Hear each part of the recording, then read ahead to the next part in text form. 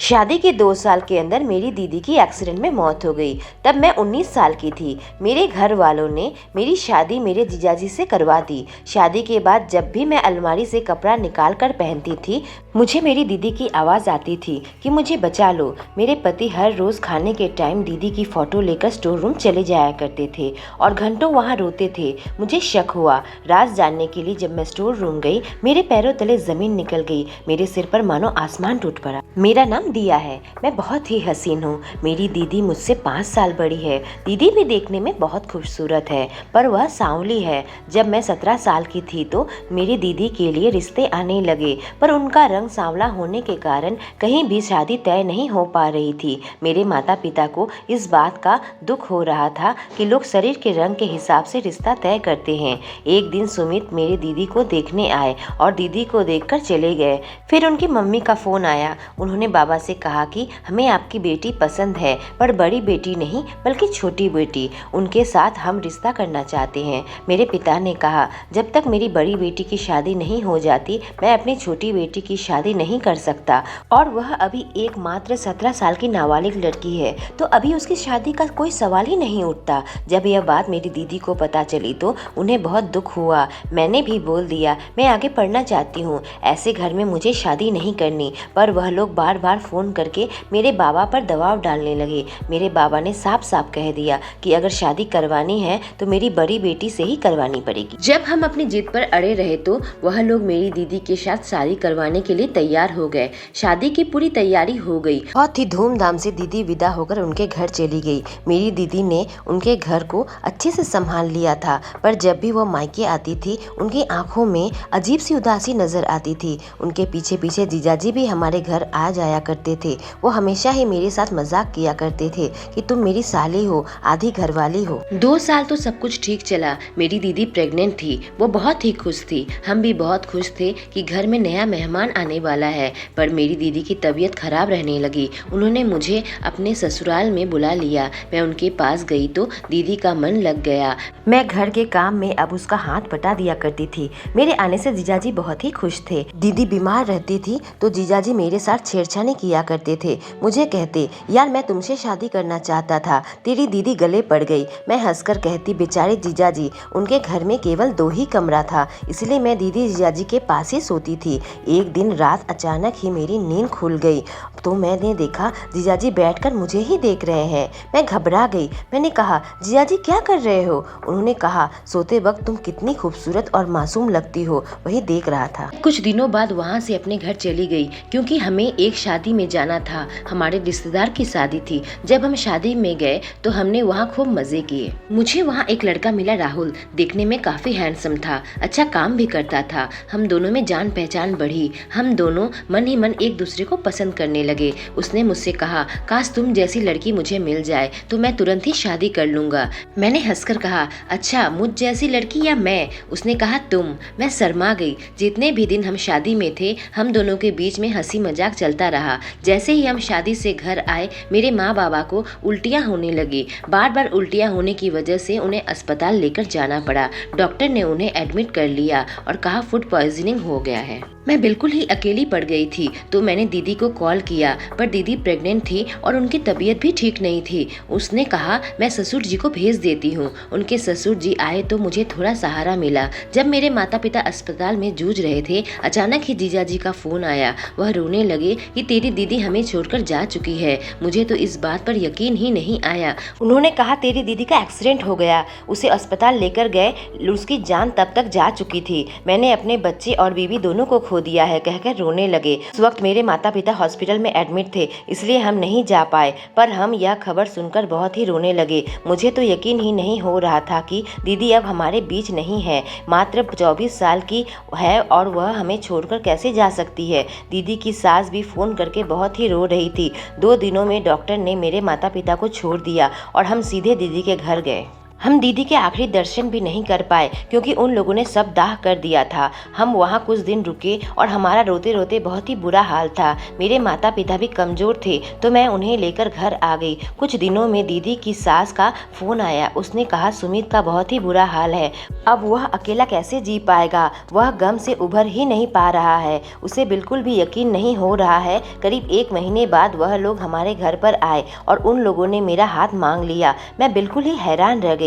अभी अभी दीदी की मौत हुई है और जीजाजी फिर से शादी करना चाहते हैं। मुझे राहुल की याद आ गई। हालांकि शादी के बाद मेरी उससे और कभी बात नहीं हुई, पर वह मुझे बहुत ही पसंद है। जीजाजी को मैंने कभी उस नज़र से नहीं देखा। मेरे माता पिता ने पहले शादी करवाने से बिल्कुल ही मना कर दिया। जिस घर में उनकी बड़ी बेटी की मौत हुई है वहाँ छोटी बेटी की शादी करवाने का कोई मतलब ही नहीं बनता था। लेकिन जब वह अक्सर फ़ोन करके रोना धोना करने लगे थे, आखिरकार मेरे माँ बाबा ने शादी के लिए हाँ कर दी। उन्होंने मेरी बहुत ही छोटे तरीके से शादी करवा कर विदा कर दिया। बस हमारा और उनका परिवार ही था, किसी को भी नहीं बुलाया था क्योंकि घर में अभी अभी मौत हुई है। जब मैं उनके घर गई तो मुझे हर जगह से दीदी की यादें आने लगी। मैं जीजा जी को अपने पति के रूप में स्वीकार करने के लिए तैयार नहीं थी। हमारे शादी की पहली रात थी। मुझे लगा कि जीजा जी भी अब तैयार नहीं होंगे क्योंकि उन्होंने भी बहुत दुख की वजह से ही मुझसे शादी की है। पर जब वह मेरे कमरे में आए, उनका अलग ही रूप नजर आया। ऐसा लग रहा था कि बरसों से इसी रात का इंतजार कर रहे हो। मेरी आंखों से आंसू आ गए। शादी के बाद जब भी मैं अलमारी खोलकर कपड़े पहनने जाती, वहाँ ढेर सारी दीदी के कपड़े रखे हुए थे। मुझे दीदी की आवाज़ सुनाई पड़ने लगी कि मुझे बचा लो। मैं बहुत ही घबरा जाती थी कि आखिर अलमारी से दीदी की आवाज़ क्यों आ रही है। यह अक्सर ही होने लगा। एक दिन मैं अलमारी के सारे कपड़े निकाल कर उसे अच्छी तरीके से देखा, पर उसमें कुछ भी ऐसा नहीं था जिस पर शक हो।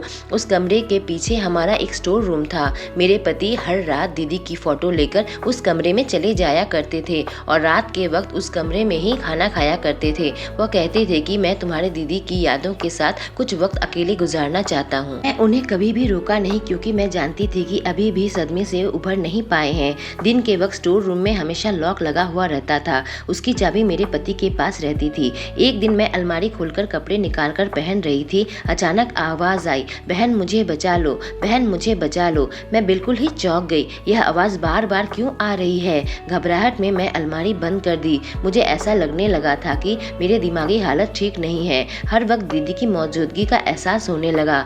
मैंने माँ को कॉल किया और उनसे बात की किस तरह से मैं दीदी की मौजूदगी हर वक्त महसूस करती हूँ और उनकी आवाज़ हमेशा सुन पाती हूँ। मेरी माँ ने कहा अब वह हमें छोड़कर जा चुकी है, तू अब अपने घर पर मन लगा। धीरे धीरे वक्त के साथ सब ठीक हो जाएगा। 3 महीने बीत चुके थे पर मेरे पति हर रात दीदी की तस्वीर लेकर स्टोर रूम चले जाया करते थे और वहीं पर खाना खाया करते थे। अब मुझे लगने लगा कि जब दीदी जिंदा थी तब तो हमेशा वह उदास से नजर आती थी। अब जब दीदी नहीं है तो इस कमरे में क्या करते हैं। दीदी के गुजरते हुए 3 महीने हो गए और अभी भी इस सदमे से बाहर नहीं आ पाए और मुझे दीदी की आवाज़ हर वक्त क्यों सुनाई पड़ती है। मैंने सोच लिया था कि राज का पता लगाकर ही रहूंगी। जब मेरे पति सो रहे थे तो मैं स्टोर रूम की चाबी ले ली और साबुन में उसकी एक छाप बना ली। अगले दिन चाबी वाले के पास जाकर मैंने एक दूसरी चाबी बनवा ली।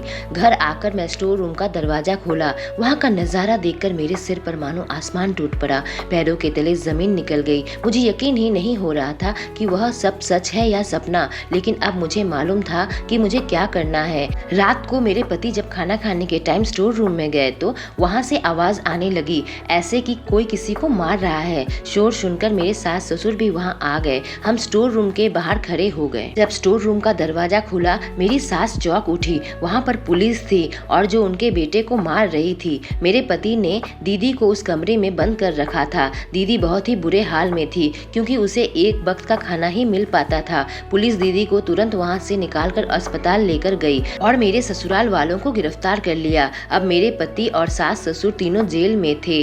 कुछ सुनवाई के बाद मेरे ससुर जी को रिहा कर दिया गया। मैं और मेरी दीदी मायके आ चुके थे। मेरी दीदी कमजोरी के कारण अपना बच्चा खो चुकी थी। हम लोगों ने ससुराल वालों से सारा नाता तोड़ दिया। जब मेरे पति से पूछा गया कि तुमने ऐसा क्यों किया तो उन्होंने कहा कि वह मुझसे प्यार करते थे। उन्हें तो मुझसे पहली नजर में ही प्यार हो गया था। दीदी सांवली थी, इस वजह से दीदी से उन्होंने कभी भी प्यार नहीं किया। बस मुझे हासिल करने के लिए दीदी के साथ शादी के लिए हाँ की थी। लेकिन जब दीदी प्रेग्नेंट हुई और मैं उनके घर जाकर रहने कहने लगी तो जीजा जी की वासना जाग उठी। उन्होंने फैसला कर लिया कि मुझे हासिल करके ही रहेंगे। मेरी सास ने भी मेरे पति का ही साथ दिया। मेरे ससुर जी को इस बारे में कुछ भी नहीं मालूम था, क्योंकि मेरे ससुर जी दीदी से बहुत प्यार करते थे। जब मेरे माता पिता हॉस्पिटल में थे तो उन्होंने मेरे ससुर जी को भेज दिया और फिर यह सारा खेल रचा। मेरी दीदी प्रेग्नेंट थी, इस वजह से उन्होंने उसे जान से नहीं मारा और स्टोर रूम में कैद कर लिया। मेरे जीजाजी दीदी को कहा करते थे, एक बार बच्चा हो जाए फिर तुझे मार दूंगा। मेरी दीदी को पता लग चुका था कि मेरे जीजाजी मुझसे शादी करके मुझे इस घर में लेकर आए हैं। इसी वजह से जब भी जीजाजी घर पर नहीं रहते थे तो दीदी मुझे आवाज़ लगाया करती थी। मुझे लगता था कि दीदी मर चुकी है, इसी वजह से उनकी आवाज़ पर मैंने ध्यान नहीं दिया। मैं स्टोर रूम की डुप्लीकेट चाबी बनवाकर जब मैं वहां गई तो मेरे सामने सच्चाई आ चुकी थी। मैं पुलिस को फ़ोन करके सारी बातें बता दी तो पुलिस भी बहुत ही हैरत में पड़ गई। फिर पुलिस ने कहा कि आज हम इस कमरे में छुप कर रहेंगे और तुम्हारे पति को रंगे हाथों गिरफ्तार करेंगे। पुलिस स्टोर रूम में पहले से ही छुप कर बैठे थे। मेरे पति को इस बारे में पता नहीं था। जब वह स्टोर रूम के अंदर गए और दीदी के ऊपर अत्याचार करने लगे तभी पुलिस सामने आई और उन्हें मारने लगी। मेरे जीजा जी को यकीन ही नहीं हो रहा था कि उनका बना बनाया खेल पूरी तरीके से बिगड़ चुका है, पर आज वह अपने कर्मों की सजा भुगत रहे हैं। 1 साल बाद मैं राहुल से फिर मिली। राहुल ने मुझे शादी के लिए प्रपोज किया तो मैंने उसे सारी बातें बता दी। राहुल सब जानने के बाद भी मुझसे शादी करना चाहता था। उसने कहा तुम नए सिरे से अपनी जिंदगी शुरू करो। आज मैं राहुल की पत्नी हूँ और मेरी दीदी अब तक शादी नहीं की है। उसने कहा मैं इंतजार करूंगी कब कोई आए और मुझे सच्चा प्यार मिले, जो मेरे रंग के कारण नहीं बल्कि मेरे गुण के कारण मुझसे प्यार करे। अगर स्टोरी अच्छी लगी हो तो चैनल को सब्सक्राइब करें और बेल आइकॉन को प्रेस करें।